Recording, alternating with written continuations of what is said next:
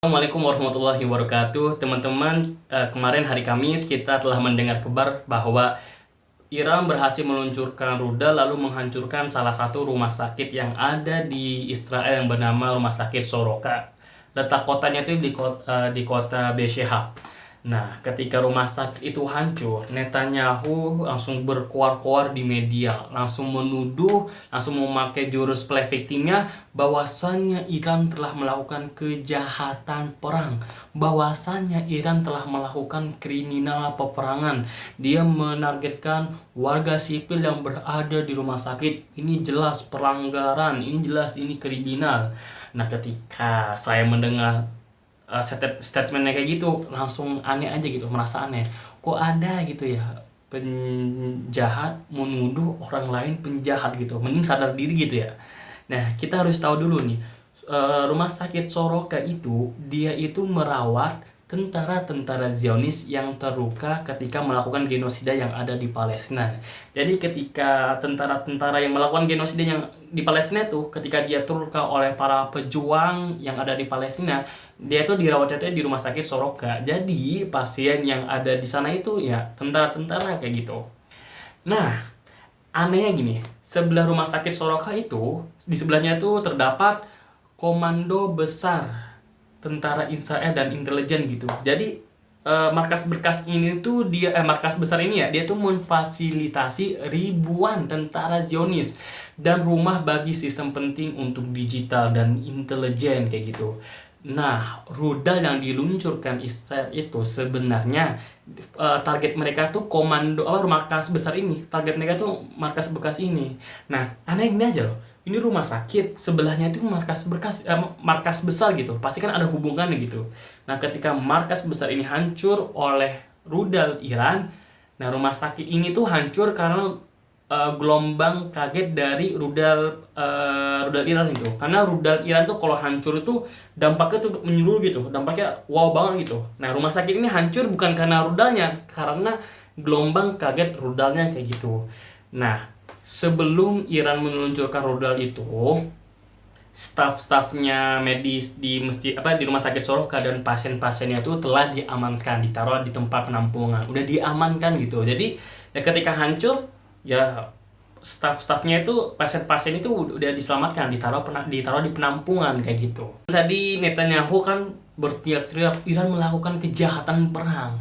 Nah, seharusnya kalimat itu ditujukan kepada dirinya, karena kita banding-bandingkan dengan fakta.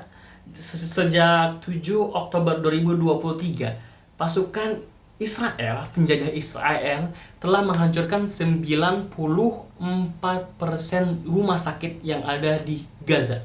Tepatnya 36 bangunan. Bayangkan, dalam waktu sekitar 2 tahun lebih 36 bangunan hancur. Bayangkan saja. Nah, kita bandingkan lagi ya.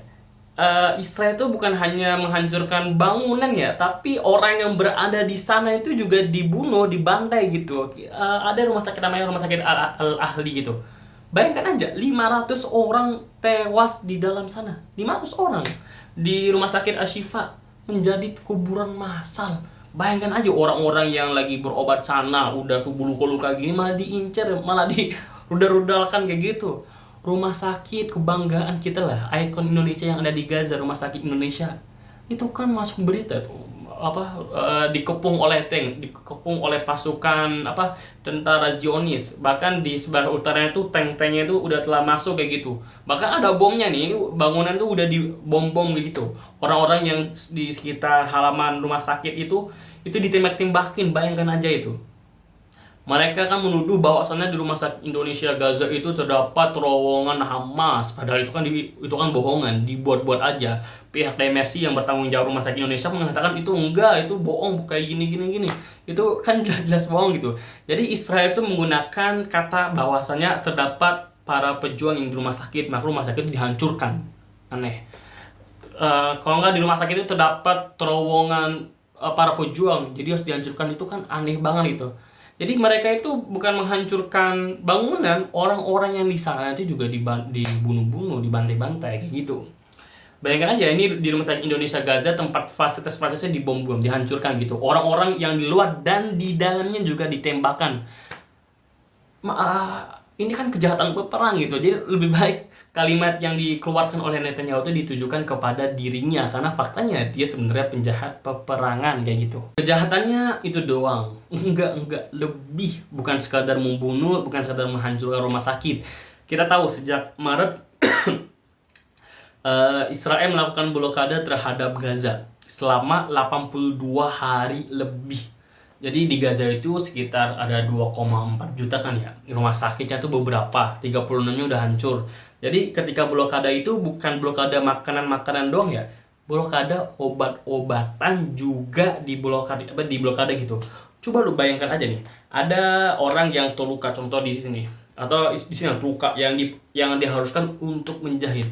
Karena nggak ada obat untuk rasa sakit itu, dia tuh dijahitnya itu tanpa obat. Bayangkan rasa sakitnya kayak mana. Mending kalau orang dewasa, ini anak kecil umur 7 tahun 8 tahun ini dijahit itu tanpa obat.